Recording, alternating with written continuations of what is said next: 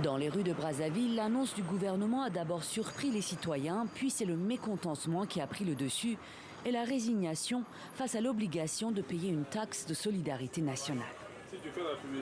Si le Congolais en souffre, si on est arrivé là à cotiser 1200 par an pour vouloir aider l'État, c'est parce que le pétrole ne tient pas.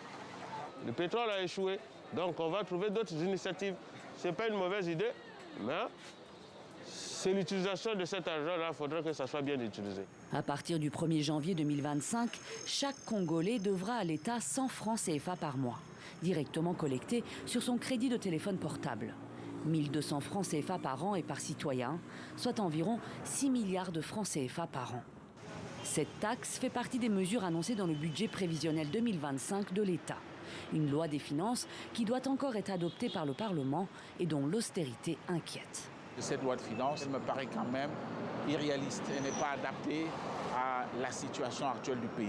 D'un côté, on dit on lutte contre l'inflation et de l'autre, on crée des taxes qui viennent elles-mêmes alourdir l'inflation dans un pays déjà en crise. Pour l'opposition, cette taxe symbolise l'échec du gouvernement. Prélever 1200 francs CFA à la population, je trouve que c'est une façon de l'enfoncer de plus belle dans la pauvreté. Vous savez, si nous sommes arrivés à ce niveau d'échec des pouvoirs publics, notamment une dette insoutenable, plus de 90% du produit intérieur brut, c'est parce que nous avons une gouvernance qui a failli. Ces dernières années, le pays a revu le budget de l'État à la baisse, passant de 6 milliards d'euros en 2020 à 4 milliards d'euros cette année. Malgré la manne pétrolière, près de la moitié des 6 millions d'habitants du Congo-Brazzaville vit sous le seuil de la pauvreté. Depuis un mois dans la capitale, les ordures ne sont plus ramassées. Les éboueurs sont en grève pour cause de salaires impayés par l'État, tout comme d'autres corps de fonctionnaires, comme les employés de mairie, les personnels des hôpitaux ou des facultés.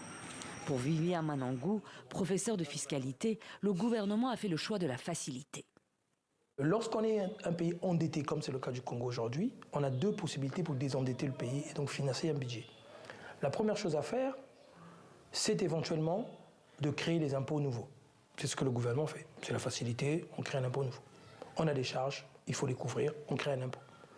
Et puis la seconde solution, c'est la plus efficace, mais la plus difficile, c'est de réduire le train de vie de l'État. C'est la réduction des dépenses de l'État. Et là, au Congo, on a de la marge. On a de la marge. Nous avons tenté de joindre les autorités sans succès. Mais première réponse à ces critiques, c'est l'annonce faite mercredi par le gouvernement. Les déplacements à l'étranger des ministres et fonctionnaires de l'État sont interdits jusqu'à la fin de l'année, l'exception à la règle étant les voyages du président de la République.